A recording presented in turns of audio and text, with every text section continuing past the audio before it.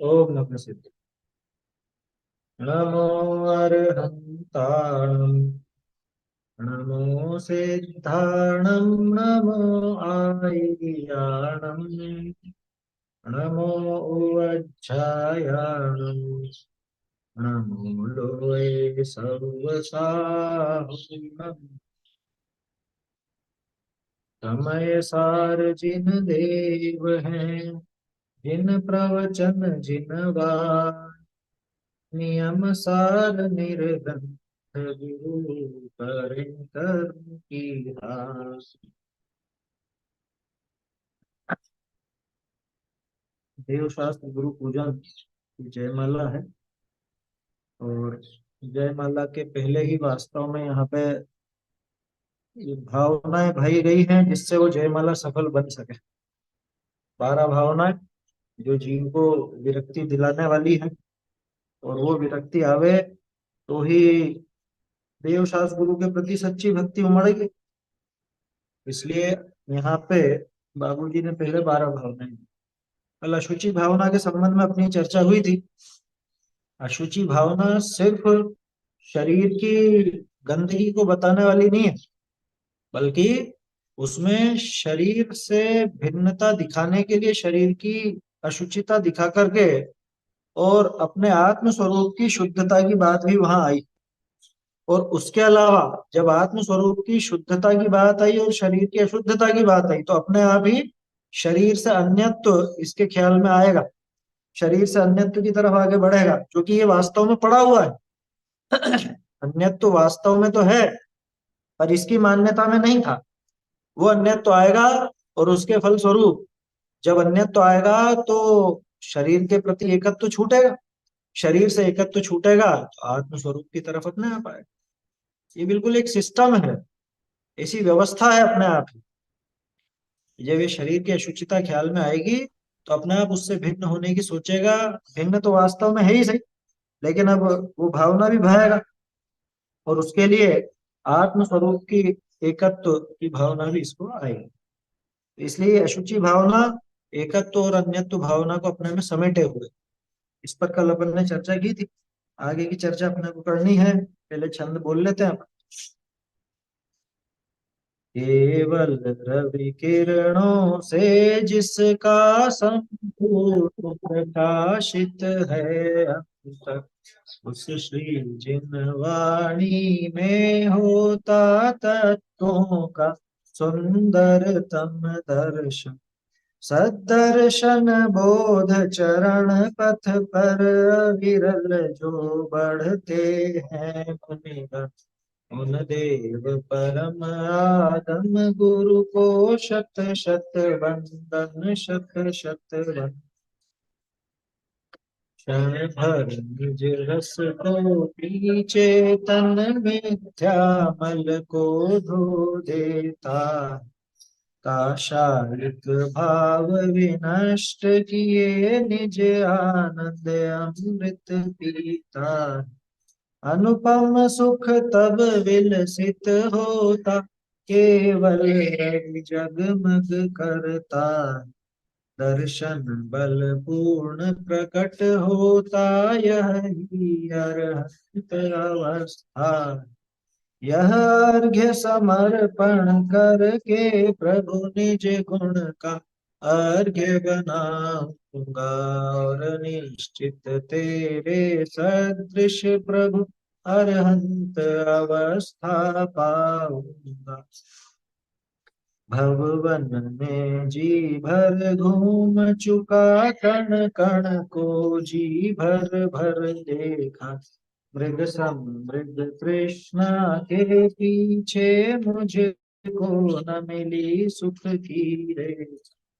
झूठे जग के सपने सारे, झूठी मन की सब आशा। तन जीवन यौवन अस्थिर है, क्षण भंगुर पल में मुरझा। सम्राट महाबल सेनानी उस क्षण को टाल सकेगा क्या। अशरण मृत काया में हर्षित, निज जीवन डाल सकेगा क्या। संसार महादुख सागर के प्रभु दुखमय सुख आभासों में, मुझको न मिला सुख क्षण भर भी कंचन कामिनी प्रासादों में। मैं एकाकी एकत्व लिए, एकत्व लिए सब ही आते, तन धन को साथी समझा था, पर ये भी छोड़ चले जाते। मेरे न हुए ये मैं इनसे, अति भिन्न अखंड निराला, निज में पर से अन्यत्व लिए, निज समरस पीने वाला। जिसके श्रृंगारों में मेरा यह महंगा जीवन घुल जाता, अत्यंत अशुचि जड़ काया से इस चेतन का कैसा नाता। दिन रात शुभाशुभ भावों से मेरा व्यापार चला करता, मानस वाणी और काया से आश्रव का द्वार खुला रहा। शुभ और शुभ की ज्वाला से झुलसा है मेरा अंतःस्थल, शीतल समकित किरणें फूटे संवर से जागे अंतर्बल। फिर तप की शोधक वन्य जगे, कर्मों की कड़ियां टूट पड़े, सर्वांग निजात्म प्रदेशों से अमृत के निर्झर फूट पड़े। हम छोड़ चले यह लोक तभी लोकांत विराजे, क्षण में जा निज लोक हमारा वासा हो, शोकांत बने फिर हमको क्या। जागे मम दुर्लभ बोधि प्रभो, दुर्नय तम सत्वर टल जाओ, बस ज्ञाता दृष्टा रह जाऊं, मद मत्सर मोह विनश जाऊं। चिर रक्षक धर्म हमारा हो, धर्म हमारा चिर साथी, जग में न हमारा कोई था, हम भी न रहे जग के साथी, जग में न हमारा कोई था, हम भी न रहे जग के साथी। देखिए, अशुचि भावना कल अपनी हो गई थी। आगे अब आश्रव भावना अपने को देखिए। आश्रव, संवर, निर्जरा भावना, जैसे अपन ने देखा एकत्व, अन्यत्व, अशुचि, ये सब आपस में जुड़े हुए हैं। उसी तरह से आश्रव, संवर, निर्जरा, इन तीनों को भी एक साथ ही समझना। क्योंकि आश्रव और संवर के संबंध में अपन जानते हैं, आश्रव का विरोधी संवर है, संवर का विरोधी आश्रव है, और आश्रव संबंधी जो भूल चलती है वही संवर संबंधी भूल भी है। तो ये दोनों के संबंध में ये बात आई। दिन रात शुभाशुभ भावों से, देखो यहाँ भावों में लिखा है, बाकी बाबूजी ने तो भावों से ही किया था। चैतन्य वाटिका में और दूसरी जो पुस्तकें हैं उनमें भी भावों से ही मिलता है। आपको पूजा की पुस्तकों में ज्यादातर भावों से ही लिखा मिलेगा। दिन रात शुभाशुभ भावों से मेरा व्यापार चला कर, में भी दिक्कत नहीं, लेकिन अर्थ तो दोनों तरह से बन जाता बन जाता है। दिन रात हमारा गाय का व्यापार चलता है। ज्यादातर लोग सोचेंगे, किसी से पूछें कि भाई क्या व्यापार है आपके, कोई कपड़े का है, किसी के फर्नीचर का है, किसी के लोहे लक्कड़ का है, जो भी है, तरह तरह के व्यापार होते हैं। कोई दवा का व्यापारी है, कोई खाने पीने के सामान का, किराने का व्यापारी है। तो हमारा तो साहब दिन भर ये व्यापार चलता है। या नौकरी पेशा है तो कि हम तो दिन भर नौकरी में रहते हैं, वो हमारा व्यवसाय। महिलाओं के कि महिलाओं के भी तो व्यापार चलता है दिन भर। हाँ, घर गृहस्थी का एक नया शब्द आया था महिलाओं के लिए बीच में, जब ऐसा करे ना कि हम कोई फालतू थोड़ी ना बैठी रहती हैं, दिन भर घर ही संभालती हैं और ऐसा। तो होम मेकर नाम दिया गया क्या? ठीक है, होम मेकर। होम मेकर माने कि घर को संभालने का काम है। House wife. हाउस वाइफ तो अलग चीज हो गई। हाउस वाइफ में क्या है, वाइफ तो हस्बैंड जैसा और वैसे ही वाइफ। हाउस वाइफ में वो भाव नहीं आता। होम मेकर में कि हाँ घर संभालती। हाउस वाइफ नहीं चलता आजकल, होम होम मेकर चलता है। होम मेकर ज्यादा, थोड़ा सा उसमें काम नजर आता है ना। होम मेकर में काम नजर आता है। हाउस वाइफ तो उनको कहें कि जिनके सब नौकर नौकरानी लगे हुए हैं और ठप्पे से पड़ी रहती हैं बस, वो है हाउस वाइफ। है, आया समझ में? बहुत से ऐसे होते हैं ना करोड़पति अरबपति हैं? तो हैं सब काम करने वाले, हमको क्या करना। हम तो सो के उठेंगे 9-10 बजे और आराम से जो भी करना है। खैर वो सारी दूसरी बात। यहाँ मूल बात तो ये है कि जिससे भी पूछो तो अपना व्यवसाय ऐसा ही कुछ बताता है। अब इन सब में कॉमन क्या है? चलो कॉमन ऐसे देख लेंगे कि ये व्यापार व्यापार वाले सब कॉमन, नौकरी पेशा सब कॉमन, महिलाएं जो होम मेकर हैं, गृहिणी हैं, वो सब कॉमन। ऐसे कि नहीं, ये सारे ही कॉमन।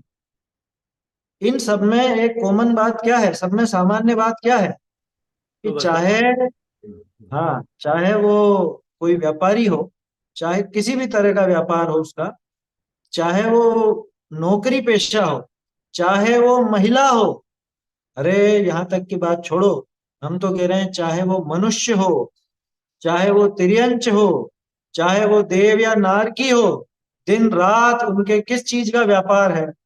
शुभाशुभ भाव। शुभाशुभ भावों से निरंतर व्यापार चलता है। शुभाशुभ भावों का निरंतर, और कोई व्यापार नहीं। उठ चंदा फिर वही धंधा, एक ही काम, रोज के रोज वही काम, रोज उठेगा और सुबह से लेकर रात तक वही काम चलता है। कौन सा? शुभ और अशुभ भाव। एक समय ऐसा बता दो कि जब इस जीव के शुभ भाव या अशुभ भाव नहीं होते। जिसके शुभाशुभ भाव नहीं होते हो बता दो, इस समय इसके शुभ भाव भी नहीं है, इस समय इसके अशुभ भाव भी नहीं है। कभी कोई जीव ऐसा, कोई भी संसारी जीव इस तरह का नहीं मिले। आया समझ? इस तरह का कोई भी संसारी जीव नहीं होगा कि दिन रात जिसके ये शुभ और अशुभ भाव नहीं होते।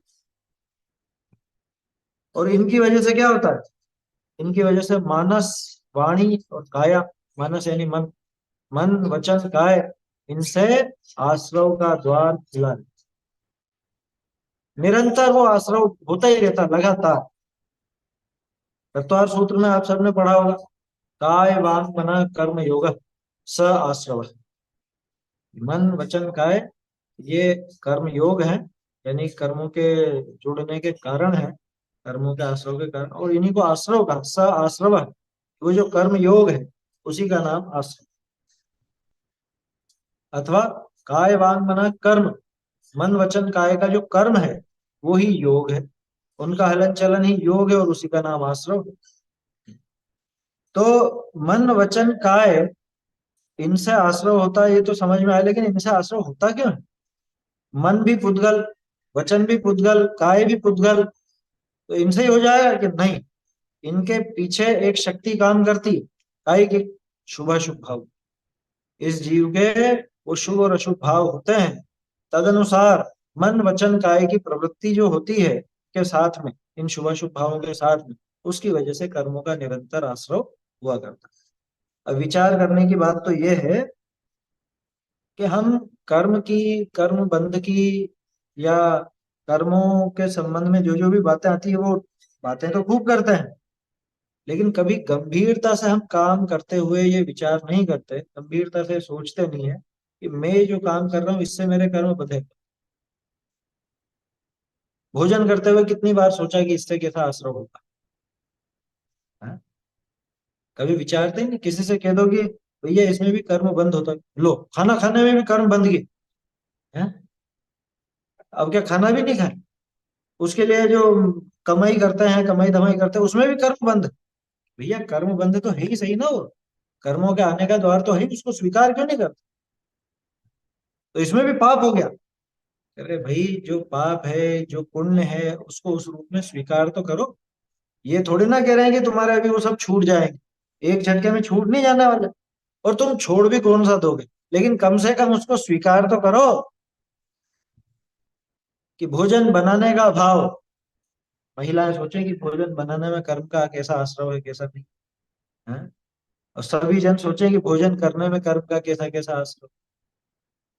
व्यापार करने में, नौकरी करने में कर्म का आश्रव कहाँ कहाँ होता है, कि वहां पे हम किसी से बातचीत भी करते हैं, मन के तरह तरह के विकल्प भी चलते हैं, और तदनुसार शरीर की क्रियाएं भी ऐसी होती हैं। भोजन बनाने का भाव आया, ठीक है ना, चलो भोजन बनाए। क्या क्या बनाना है आज। अब देखना इसमें इसमें कैसे इसके राग द्वेष की प्रवृत्ति होती है।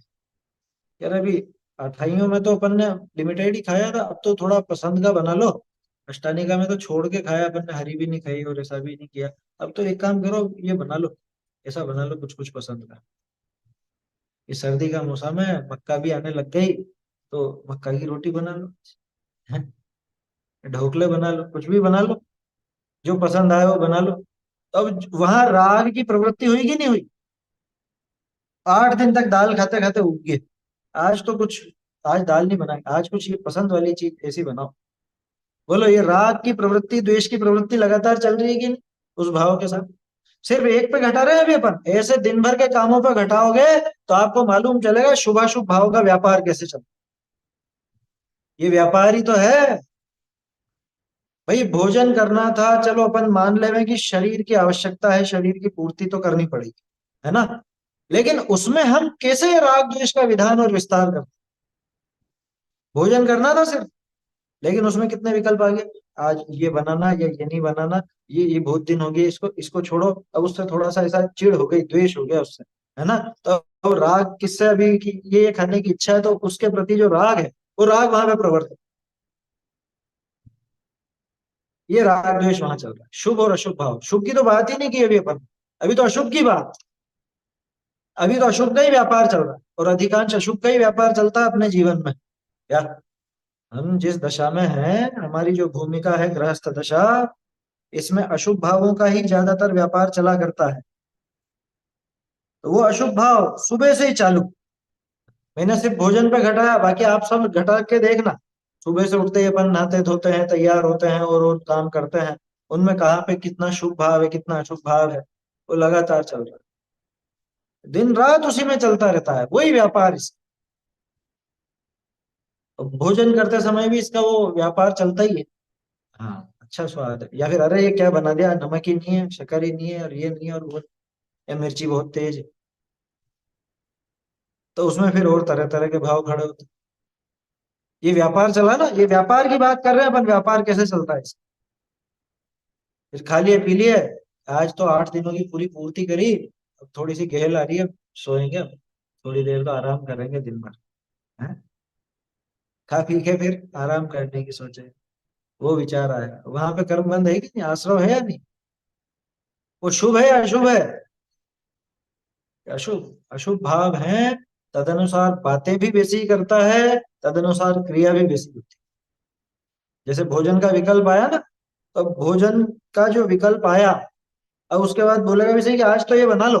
सास बहू चर्चा करेगी आपस में, आज तो ये बना लो, कि नहीं मम्मी जी आज तो ये बनाएंगे, इतने दिन हो गए, बोलो, है। फिर फिर वो आपस में जो भी बातें होंगी, वो वचन का, फिर वो क्रिया। अभी मक्का का बनाना है तो आटा भी पीसो, वो क्रिया भी चल रही है। या फिर जो भी चीज बनानी है, सब्जी बनानी है तो सब्जी बना रहेंगे, सुधारेंगे उसको, पकाएंगे। मन वचन काय किससे संबंधित, शुभ और अशुभ। अभी सिर्फ अशुभ की बात करी, शुभ की बात नहीं करी अपन। ऐसा अशुभ का व्यापार इसके दिन भर चलता है। ऐसे ही लगाना आप नहाने धोने में, है, तैयार होने में, कि आज कौन से कपड़े पहनने हैं, आज कौन सी साड़ी पहननी है, कौन से कुर्ते पजामे पहनने हैं, कौन से पैंट शर्ट पहन। ऐसे ही फिर जिसका जो भी काम है, व्यापारी व्यापार करने गया, नौकरी पेशा नौकरी पर गया, तो वहां तरह तरह के विकल्प, आज ये काम निपटाना है, आज ऐसा करना है, आज वैसा करना है, ये आ गया इससे ये बात करनी है, इससे ये काम करवाना है, या इससे ये नहीं करवाना है, जो भी है। दिन भर चलेगा, दिन भर। एक समय बताओ इसका, कि जब इसके मन वचन काय शांत होते हैं। वो तो होंगे नहीं जब तक आत्मलीनता नहीं होगी, नहीं होंगे। लेकिन एक समय ऐसा बताओ कि जिस समय इसके ये अशुभ भाव नहीं चलते हों, शुभ भावों को छोड़ के। ना, अशुभ नहीं चलेंगे तो शुभ होंगे। निरंतर इन अशुभ भावों में इसका व्यापार चला करता है। अपन कह देते हैं आसानी से कि शुभाशुभ भावों में या शुभाशुभ भावों से, है? तो शुभाशुभ भाव बोलते तो है कि दिन रात हमारा शुभाशुभ भावों से व्यापार चलता है, लेकिन कभी ये हिसाब लगाने की कोशिश की कि शुभ का कितना और अशुभ का कितना, आमदनी कितनी खर्चा कितना। खर्चा तो दोनों ही है, आमदनी है ही नहीं इसमें। न शुभ में आमदनी है, न अशुभ में आमदनी। शुभ जीत अशुभ हार, यह द्यूत कर्म। बनारसीदास जी ने लिखा ना, शुभ में जीत और अशुभ में हार मानना यही वास्तव में जुआ है। वहां तो खैर उदय के बारे में है बात, लेकिन अपन तो अपनी बात करें। पहले तो ये अपन अपना आकलन करें कि हमारे जीवन में वो अशुभ भावों का व्यापार कितना और शुभ भावों का व्यापार कितना। पूरे जीवन का नहीं भी देखो, एक दिन का ही देख लो, उससे ही आइडिया लग जाए कि कैसे देखें भावों को भी तोला जा सकता है। कि भावों को तो नहीं तोला जा सकता, लेकिन आप टाइम से तोल लो कि कितने घंटे तो आप शुभ भाव में रहे, कितने घंटे अशुभ में। जिसमें से आप जैसे मान लो सोते हो, है ना, तो सोने के मान लो 8 घंटे, मान लो, है ना, कम ज्यादा हो सकते हैं, सबके अपने अपने हिसाब से। वो 8 घंटे तो स्पष्ट रूप से अशुभ नहीं गए। 8 घंटे तो अशुभ का ही व्यापार, अशुभ का ही व्यापार। अब कोई कह सकता है कि नहीं नहीं, हमको तो कभी कभी मंदिर के पूजा के भी सपने आते हैं, तो वो बात छोड़ देना, है ना। वहां भी सपने कितने के आते हैं और कितनी देर आते हैं ये भी मालूम है क्या। तो सपना कितनी देर का, बाकी 8 घंटे जो अंदर ही अंदर वो अपने को पकड़ में नहीं आ रहे हैं, ऐसे भाव चल रहे हैं, उनमें अशुभ का ही व्यापार समझ। बचे 16 घंटे। 16 घंटे में से आप 2 घंटे या 3 घंटे मान लो स्वाध्याय के, कोई अलग से भी करता हो, 3 घंटे गिन लो, है ना। जैसे 2 घंटे तो साहब हम स्वाध्याय बैठ करके करते हैं अच्छे से, और 1 घंटा अलग से खुद का भी पढ़ते हैं। 3 घंटे वो मान लो चलो, ठीक है ना। 3 घंटे तो इधर शुभ में आए, और उधर 16 तो पूरे के पूरे अशुभ में है। बाकी कितने बचे, ये बाकी के 13 घंटे। या उस 13 घंटे का हिसाब लगाओ। ये मैंने 3 घंटे स्वाध्याय के भी उसके बोले हैं जो दत्त चित्त होकर के पढ़ता हो, चलते फिरते सुन लेता हो, वो नहीं। क्या घर के और काम चल रहे हैं और इधर सुने जा रहे हैं, वो नहीं, उसकी बात नहीं कर रहा मैं। वहां उल्टा अशुभ ही बांध रहा हूं। वहां अशुभ का ही व्यापार है, क्योंकि मुख्यता अशुभ की है वहां, ठीक है ना। ये तो 3 घंटे जो बिल्कुल डट के बैठा है, 2-1 घंटे सुनता है, 1 आध घंटे खुद पढ़ता है, उसके 3 घंटे, 4 मान लो। आप 4 घंटे मान, 4 घंटे हो तो भी 12 घंटे। अब 12 घंटे में क्या क्या होता है, ये 12 घंटे में दिन भर के क्रियाकलाप, सुबह से उठना, नहाना धोना, 1 घंटा उसका गिन लो, ठीक है ना। उसके बाद फिर 2 टाइम का भोजन, 1 टाइम का नाश्ता, इतना तो कम से कम करते ही हैं ज्यादातर। उसमें भी लगभग लगभग 2 घंटा तो मान ही लो, महिलाओं का ज्यादा लग जाता है और रसोई में ज्यादा समय बिताना पड़ता है इसमें। खाने वाले की बता रहा हूँ मैं, तो खाने वाले के भी 2 घंटे तो उसमें ही पूरे होते हैं। कि कोई 2 घंटा थोड़ा खाते हैं कोई, अरे नहीं खाते हैं, लेकिन उसकी तैयारी, आना जाना और वो सारा काम, उसमें निकल जाता है टाइम। समझ में आ रही है बात। उसके बाद जो बचा समय, वो खुद का जो भी व्यापार है, व्यवसाय है, और बातें हैं, घर गृहस्थी की बातें हैं, बच्चे बच्ची हैं, माँ बाप है, पति है, पत्नी है, ये सब आपस में भी उनके साथ बैठ के भी कुछ बातें होती हैं, चर्चाएं होती है, और चीजें होती हैं। तो अब लगाओ हिसाब कि 24 घंटे में से आपका जो शुभ में ही व्यापार चला, वो कितने घंटे का।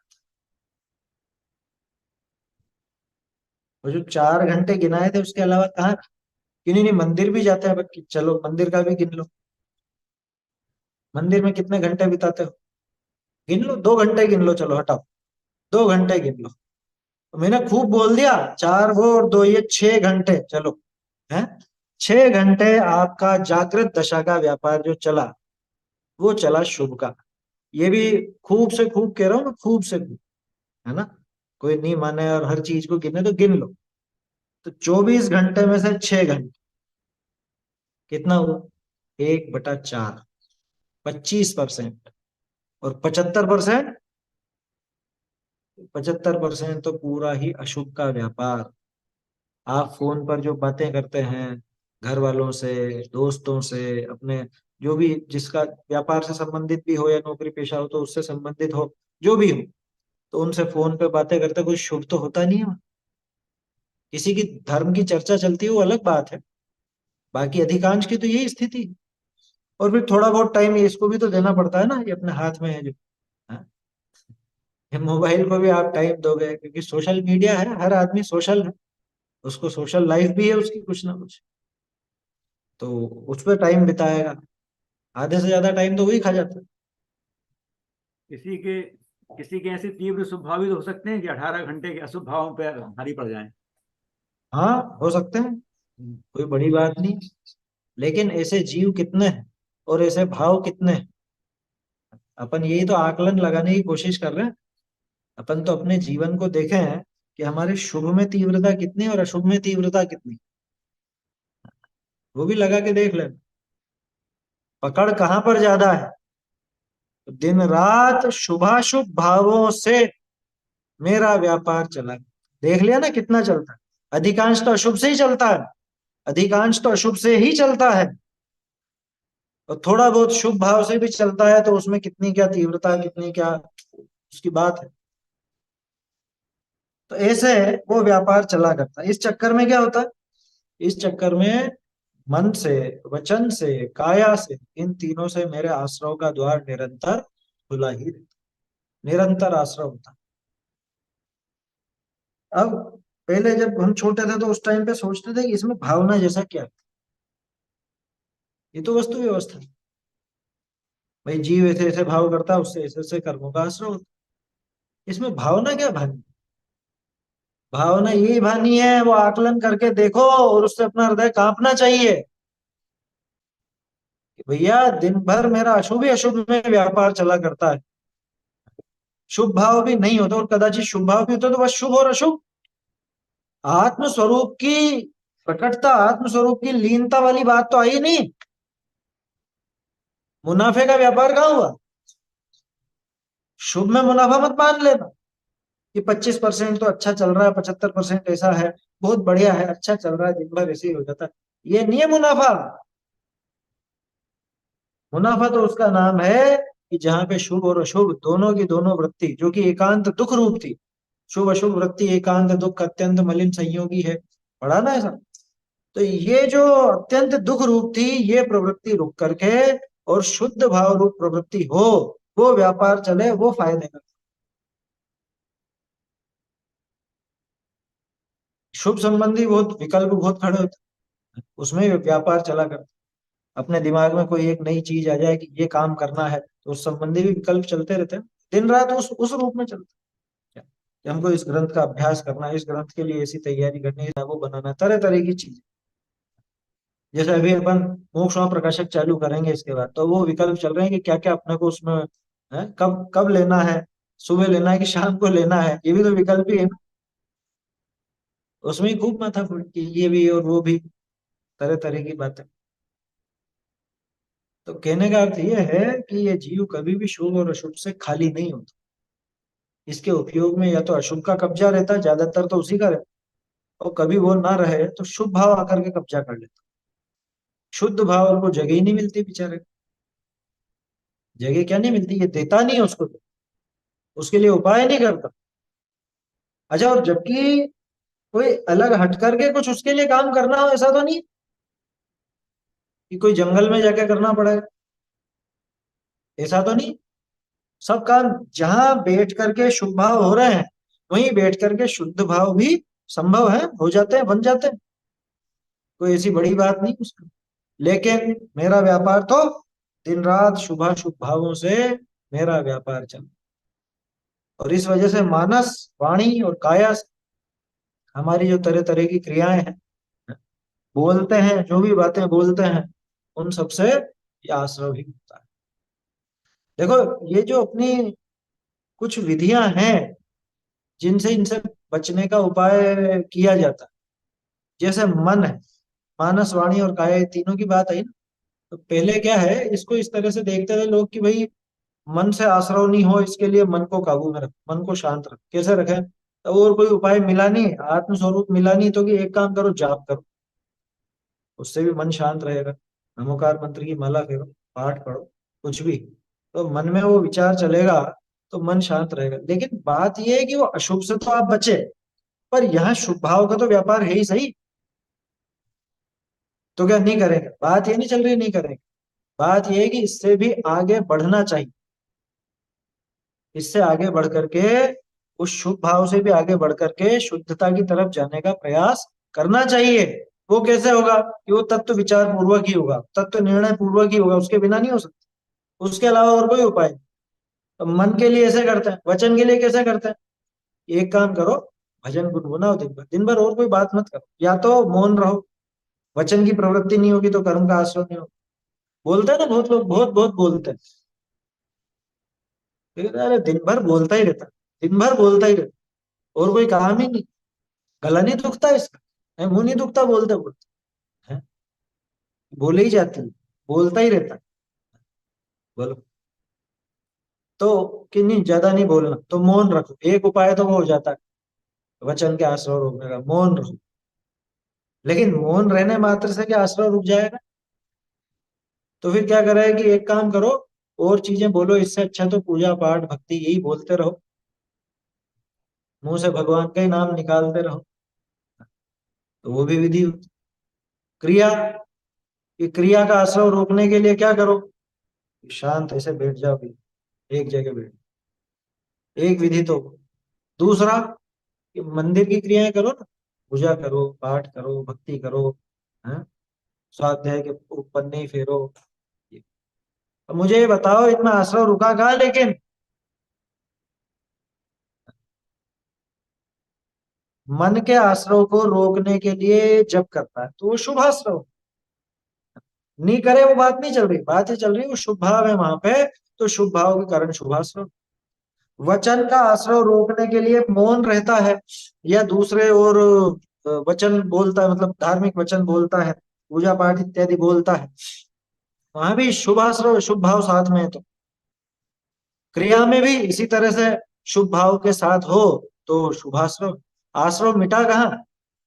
गलती ये थी इसकी कि इसने उन शुभ भावों में अपना भला समझ, तो वो आश्रव रोकना माने पाप को रोकना, पापाश्रव रोकना, इतने मात्र को वो आश्रव रोकना समझने लगा। समझ में आ रही है बात? तो पाप के आश्रव को रोकने को ही आश्रव से बच गया, आश्रव रुक गया, ऐसा समझने लगा। जबकि वास्तव में सिर्फ पाप ही तो आश्रव नहीं, पुण्य भाव भी तो आश्रव रूप है ना। ये उस पुण्य के आश्रव को तो भला मान लेता है, पाप के आश्रव को बुरा समझ लेता है, ये इसकी भारी भूल है। अब समझ में आ रहा है भावना क्यों है, ये आश्रव की भावना, कि मेरे दिन भर में एक भी काम नहीं होता, दिन भर का मतलब मेरी जिंदगी में, ये जिंदगी में एक भी काम ऐसा नहीं हुआ कि जब ये शुभ और अशुभ का आश्रव, शुभ और अशुभ का ये जो व्यापार है, ये व्यापार रुक गया। ये व्यापार हमेशा चलता ही रहा, और इसकी वजह से मैं दुखी होता रहा।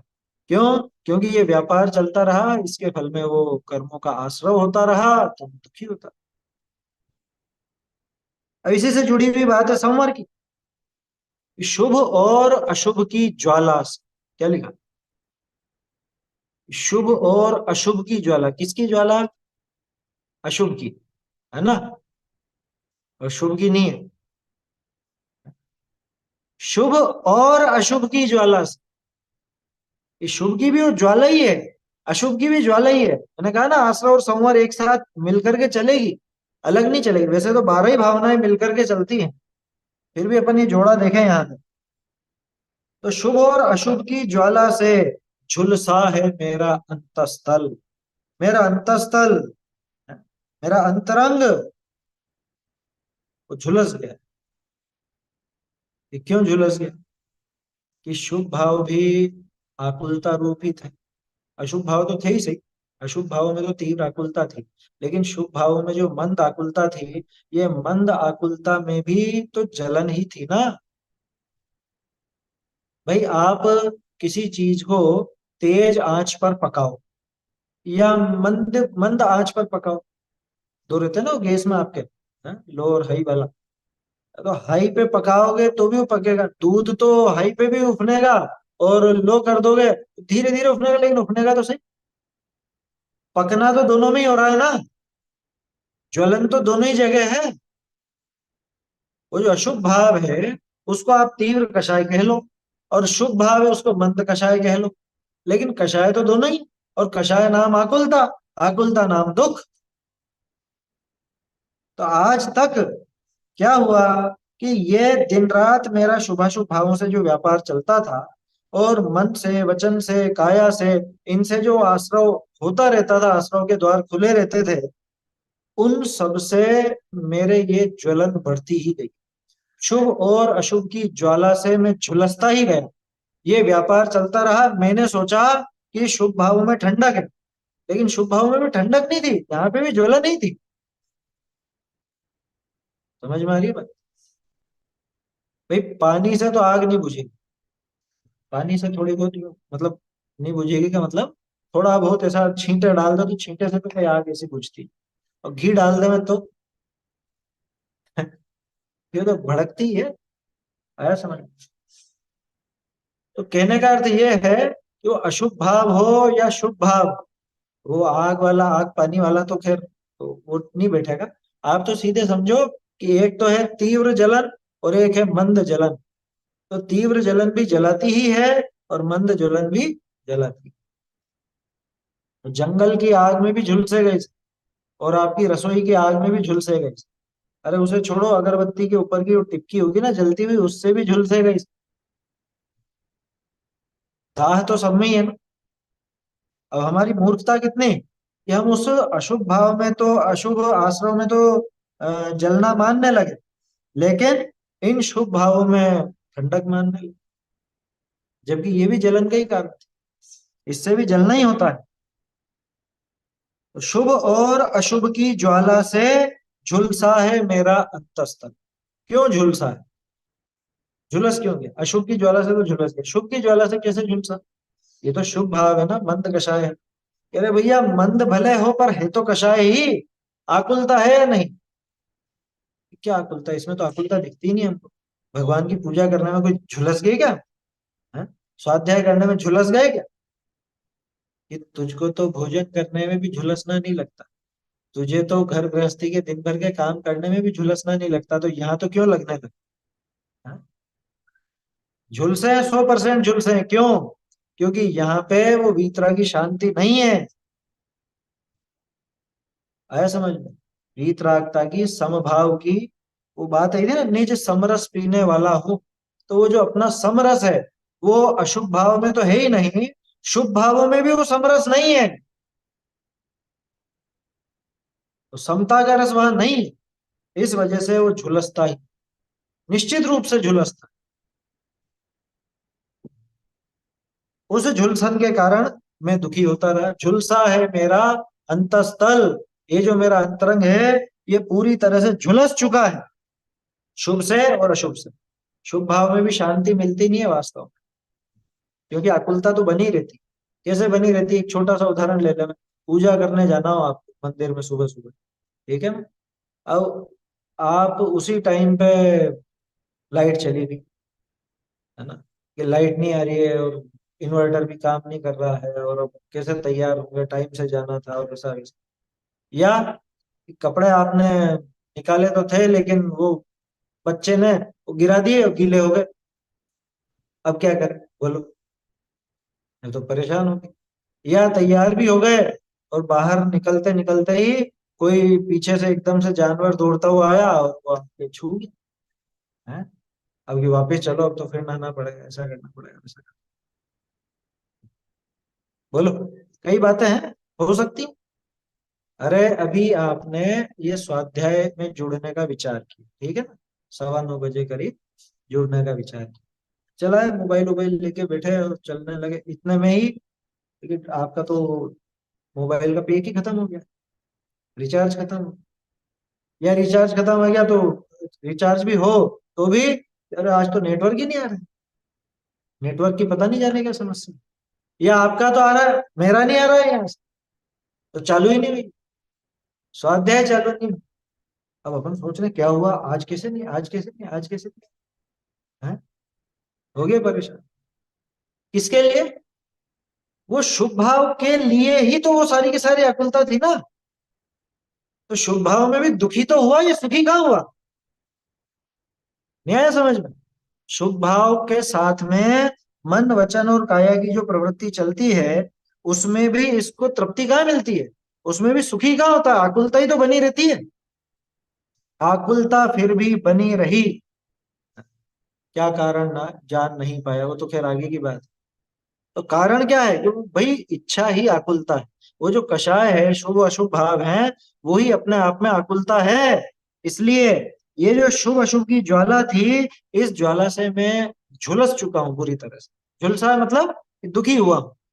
अनादिकाल से दुख पाया, दुख पाता रहा ना।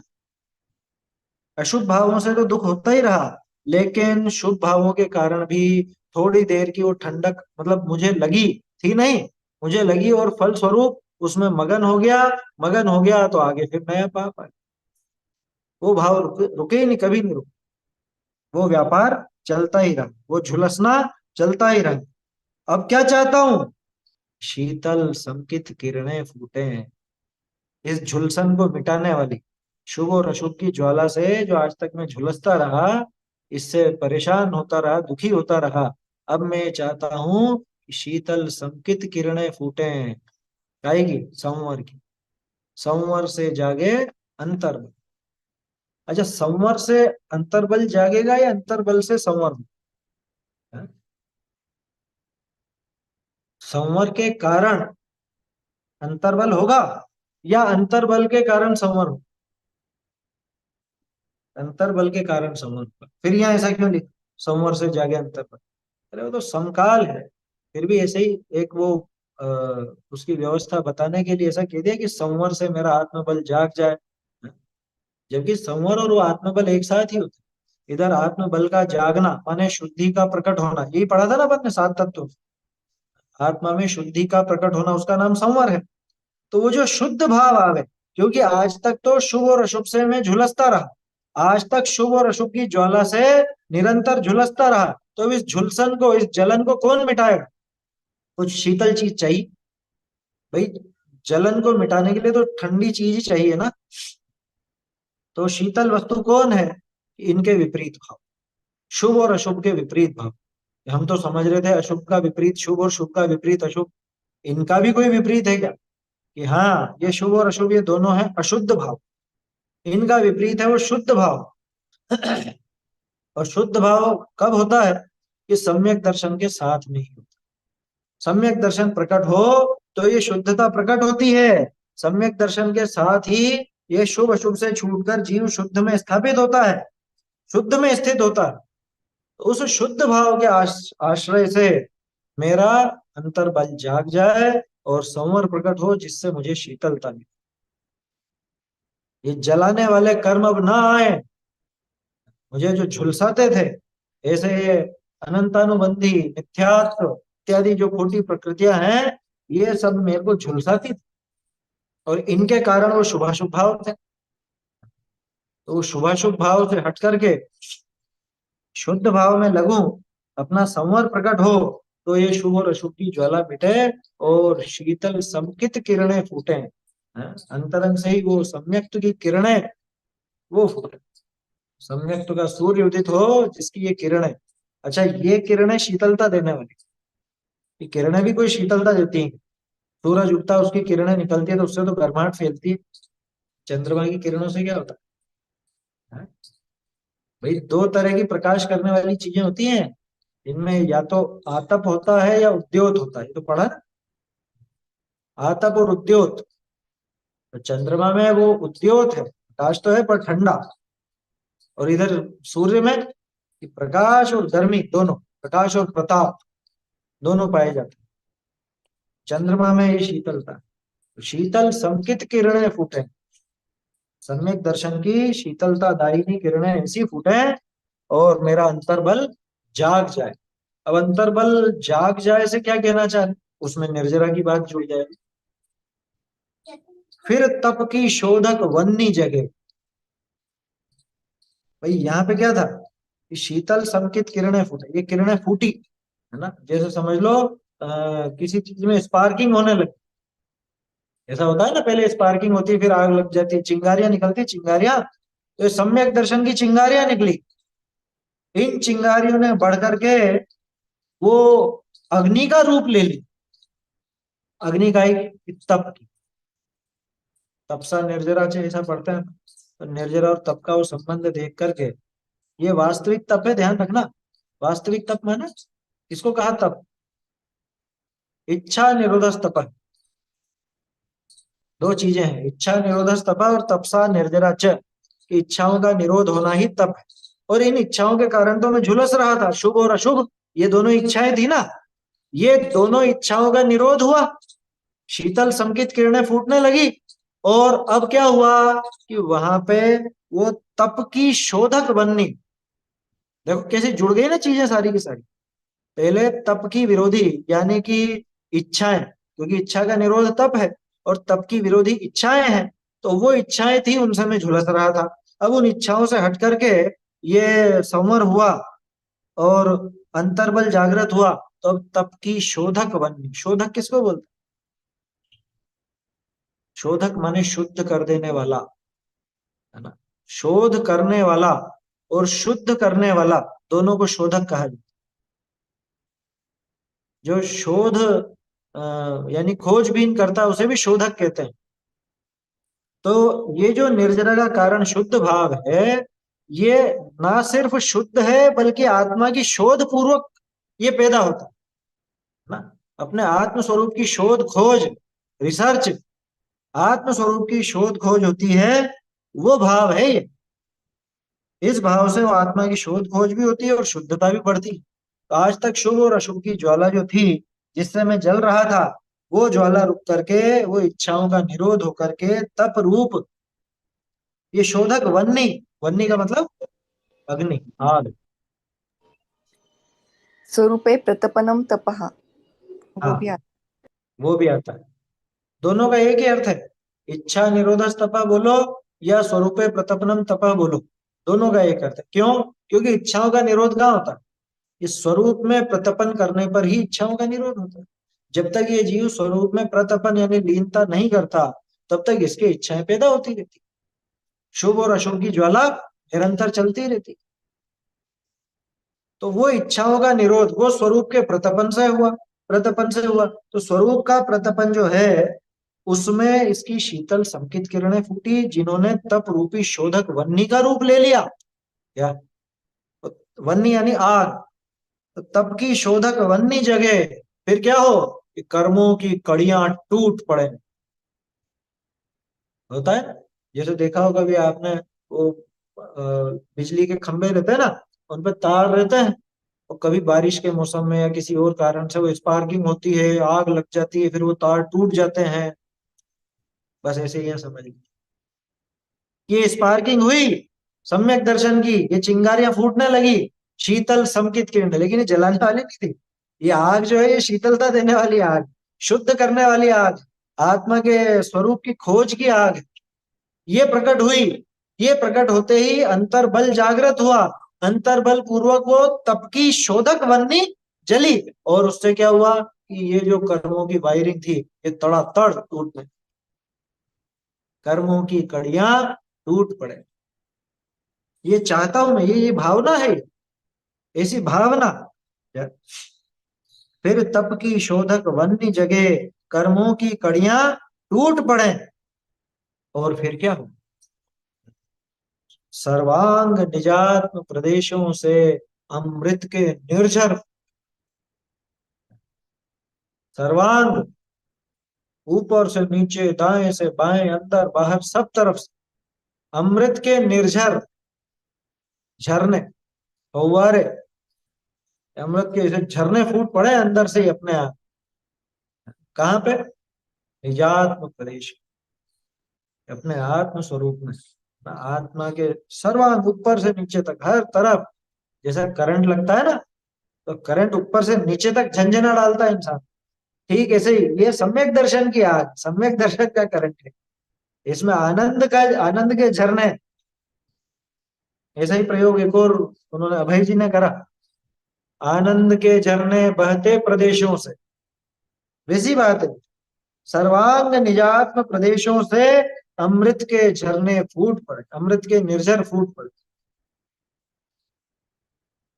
ये कोई अमृत ऐसा होता होगा अंदर? भरा हुआ रहता होगा जो निकलने लगता होगा। हैं? अरे वो अतीन्द्रिय है, कोई सब दिखने वाला अमृत नहीं, जीवान से चखने वाला अमृत नहीं। उसका स्वाद तो ज्ञान की जीवान से लिया जाता है। क्या? तो ज्ञान ही उस ज्ञान के झरने को, आनंद के झरने को जानता है, भोगता है। आया समझ? वो कब होता है? कि जब ये शुभ और अशुभ की ज्वाला हटे तब होता है। शुभ अशुभ की ज्वाला कब हटती है? कि जब इसको अपने आत्म स्वरूप का भान होता है, उसको समझने का और उसमें लीन होने का प्रयास करता है, तब वो काम। सर्वांग निजात्म प्रदेशों से अमृत के निर्झर फूट पड़े। अमृत के झरने ऐसे फूटे बिल्कुल, या जैसे कहीं से ऐसे झरने बहने लगते हैं ना अपने अभी बारिश के मौसम में जगह जगह से। या कई बार ऐसा होता है कच्ची जगहों पर, जंगल में अपने आप ही नीचे पानी की धारा चल रही थी, वो अपने आप ही ऐसे फूट पड़ी। चश्मा बोलते हैं उनको, चश्मा। चश्मा समझते हैं? आंख पे लगाने वाला नहीं, उनको भी चश्मा कहा जाता है। जमीन में से अपने आप ही ऐसे फूट पड़ते हैं, पानी की धारा निकल पड़ती है। आया समझ? उसका नाम है गीजर। इंग्लिश में उसको गीजर कहा जाता है। ये गीजर नहीं आपके कम वो बाथरूमों में लगाए। गीजर वो होता है, वो अंदर से ही पानी के ऐसे फूट पड़ते हैं। कहीं रेगिस्तान में, कहीं कोई ऐसी वीरान जगह पे अपने आप ही जमीन में से पानी उबकने लग गया, कि अंदर नहीं समाया तो बाहर आने लगा। ऐसा। तो ऐसे ही ये सम्यक दर्शन का प्रभाव है, शुद्ध भाव का प्रभाव है। क्या? सर्वांग निजात्म प्रदेशों से अमृत के निर्झर फूट पड़े। अपने आत्म प्रदेशों से ही अमृत के झरने फूटने लगता है। माने आनंद में सराबोर हो गए। तो फिर तो मुक्ति हो जाती है। ये मुक्ति की शुरुआत है, जिसमें ऐसा आनंद की बात हो रही है। अब सोचो मुक्ति की पूर्णता कैसी होती है। जहाँ सम्यक दर्शन पैदा होता है, वहां जब आनंद के झरने बहने लगते हैं, तो जब संपूर्ण मुक्ति की प्राप्ति होती है, वहां क्या क्या आनंद होता होगा, कैसी उसकी दशा होती है। ऐसा है। तो ये आश्रव संवर निर्जरा भावना ये इसलिए भाई जाती है। एक तो मेरी आज तक जो गलतियां रही, जो मेरी कमियां रही, उनको मैं दूर करूं। उनको दूर करके कैसे मैं आनंद की तरफ आगे बढ़ूं, कैसे अपने स्वरूप को पहचानूं, वहां मैं आगे बढ़ता जाऊं। इसलिए ये आश्रव संवर निर्जरा ये भावनाएं भाई जाती। ये कोई आश्रव तत्व, संवर तत्व, निर्जरा तत्व का मैं विचार करूं और उनकी भूलों का विचार करूं, सिर्फ इसलिए नहीं है ये। बल्कि मेरे जीवन में जो गलतियां रही, मेरा वो खोटा व्यापार, वो जो चलता था शुभाशुभ भावों का, वो बंद होवे। और फिर इधर मेरा ये सम्यक व्यापार चालू हो, जिसमें आनंद ही आनंद का लेन देन। आया समझ? हर क्षण में, हर ग्रास में इसको आनंद ही आनंद आए, ऐसा। ऐसा यहाँ पे ये आश्रव समूह निजरा भावना का आशय है। आगे फिर लोक बोधि दुर्लभ धर्म ये भावनाएं हैं, और देव शास्त्र गुरु की फिर जयमाला आएगी, उस पर चर्चा फिर आगे करेंगे। चैतन्य का स्मरण प्रतिक्षण ही करो रे, भव के अनंत दुख को क्षण में हरो रे। अक्षय अनंत निज सौख्य निधान पाओ, गाओ अरे इसी के गीत गाओ।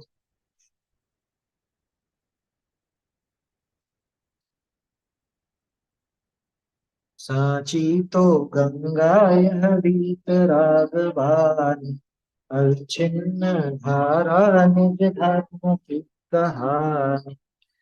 जा में अति ही विमल अगाध ज्ञान पानी, जा में अति ही विमल अगाध ज्ञान पानी।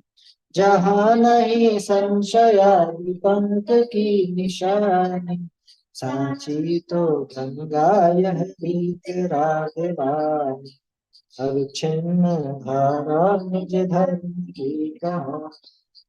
सप्त भंग जहाँ तरंग उछलत सुखदानी, सप्त भंग जहाँ तरंग उछलत सुखदानी। संत चित मराल वृंद रमे नित्य ध्यानी, सांची तो गंगा यह वाणी, अविच्छिन्न धारा निज धर्म की कहा, जाते अवगाहन ते शुद्ध होय प्राणी, जाते अवगाहन ते शुद्ध होय प्राणी, भाग चंद नेचे घट माहिया प्रमाण, सांची तो गंगा यह गीत राजस्थान, अविच्छिन्न धारा निज धर्म की कहा।